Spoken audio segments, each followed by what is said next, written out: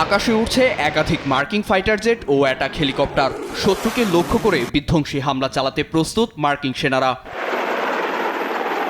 শুক্রবার মার্কিন সেনারা সিরিয়ায় ঘাঁটি গেড়ে বসা আইএসআইএস এর বিরুদ্ধে অপারেশন হকাই স্ট্রাইক পরিচালনা করে। মার্কিন সেন্ট্রাল কমান্ড সেন্টকম জানায়, সিরিয়ার মধ্যাঞ্চলে বিচ্ছিন্নতাবাদীদের অবকাঠামো ও অস্ত্র ঘাঁটিতে সমরাস্ত্র দিয়ে নির্ভুল হামলা চালিয়েছে সেনারা। হামলায় ক্ষয়ক্ষতি ও প্রাণহানির তথ্য সামনে না আনলেও অভিযানের বিষয়ে মুখ খুলেন মার্কিন প্রতিরক্ষা মন্ত্রী পিট হেগসেথ। এটি কোনো যুদ্ধের সূচনা নয়, এটি প্রতিশোধের ঘোষণা। আজ আমরা আমাদের শত্রুদের খুঁজে বের করেছি এবং হত্যাও করেছি। এছাড়া মার্কিন প্রেসিডেন্ট ডোনাল্ড ট্রাম্প জানান, সিরিয়ায় অবস্থানরত মার্কিনীদের প্রাণ কেড়ে নেয়া আইএসআইএস ছাড় পাবে না। হুঁশিয়ারি দেন, বিচ্ছিন্নতাবাদীদের নিশ্চিহ্ন করতে সামরিক অভিযান আরও জোরদারের।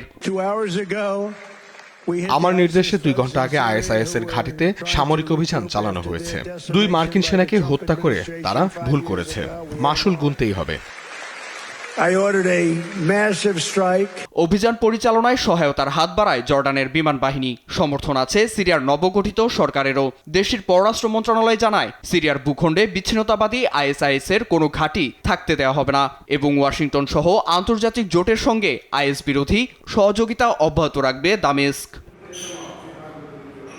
সম্প্রতি সিরিয়ার পালমিরা শহরে আইএসের হামলায় 2 মার্কিন সেনা সদস্য ও এক বেসামরিকের প্রাণ যায়। এতে ওয়াশিংটন বিচ্ছিন্নতাবাদীদের বিরুদ্ধে কঠোর সামরিক অভিযান পরিচালনায় সিরিয়ার অভ্যন্তরে সেনা উপস্থিতি বাড়ায়। নীরব দাস, নিউজ ডেস্ক, দেশ টিভি।